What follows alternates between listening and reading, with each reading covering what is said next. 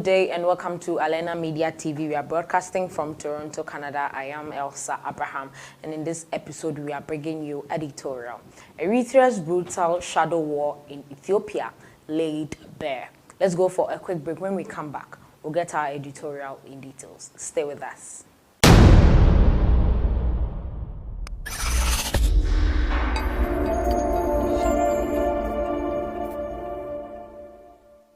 Welcome back from that short break. Now, the extent of Eritrea's involvement in Ethiopia's brutal civil war has been exposed after an Ethiopian general was caught on camera admitting soldiers from the secretive Gulag state had been conscripted to fight in his country.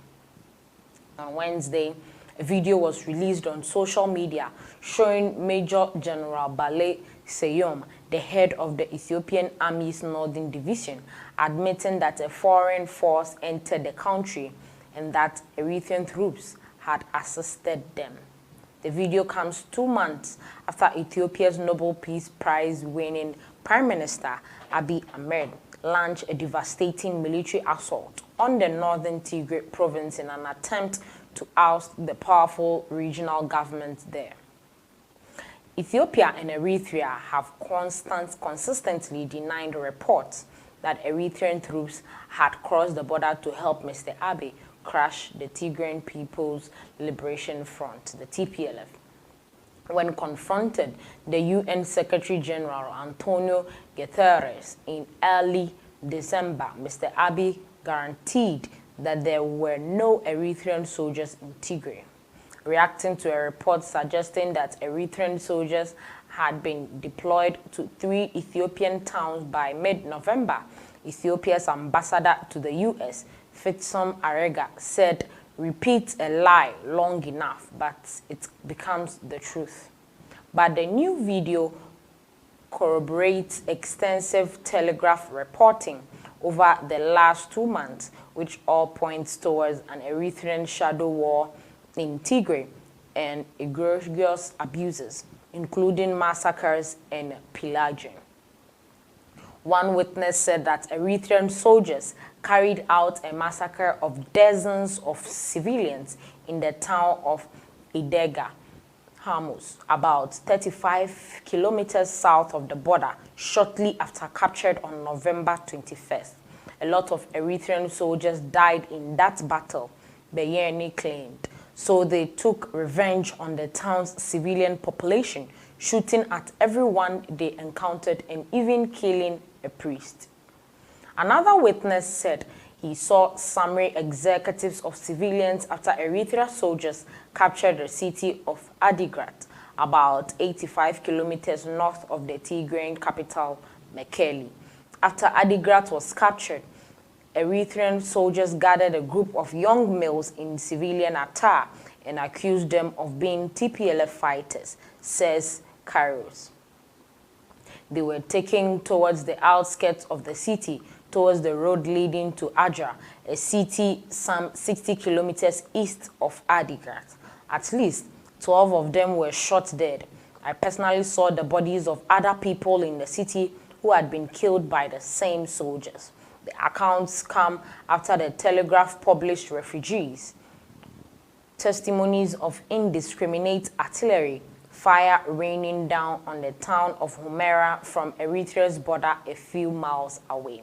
I saw one lady. She was lying on the ground. She was dead, a refugee called Yared said, describing how the woman's 2 children lay beside her body on the outskirts of Humera. One was about 7 years old, but he was also dead. They were killed by a bomb. The other one was a baby. He was trying to breastfeed from her. The militarized totalitarian state of about 6 meters on Ethiopia's northern border has been on a war footing since the country won its independence from Ethiopia in 1993. Hundreds of thousands of Eritreans have fled the country's horrendous military conscription, which often keeps people working in forced labor for decades. About 100,000 Eritrean refugees were in Tigray at the onset of the war, many of them draft judges. There are widespread reports of Eritrean soldiers raiding these camps, torturing refugees and deporting them back to Eritrea. The general's comments have since been echoed by the Mekele's interim mayor, Atakli Haile Selassie, appointed shortly after the Ethiopian army's capture of the Tigrayan regional capital. Mr. Atakli also publicly acknowledged Eritrean troops' presence on Ethiopian soil. But we have been reassured that the federal government was working to have them withdraw in the near future. Mr. Atakli also said in a televised community gathering in Mekele, which took place shortly after the general's address.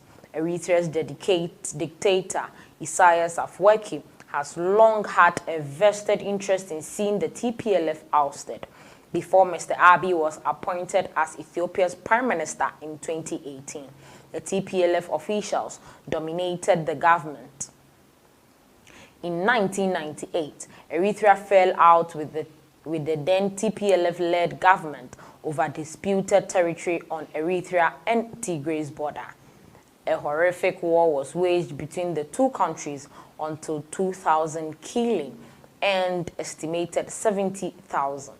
Although the military conflict ended in 2000, both states spent the next 2 decades on a war footing, with troops massed on the border and funding proxy elements to destabilize the other.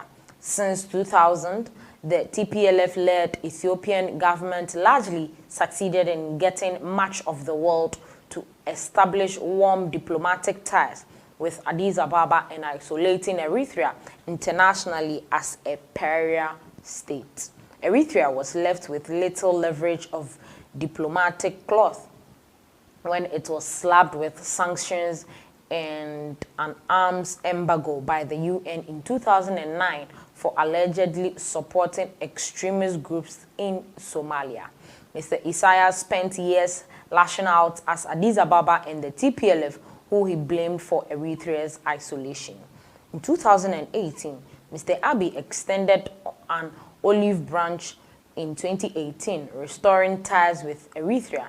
The endeavor would win him the Nobel Peace Prize in 2019 and help bring the Eritrean dictator in from the cold. But analysts now think that this prize-winning peace deal was little more than a military pact designed to crush the TPLF once and for all.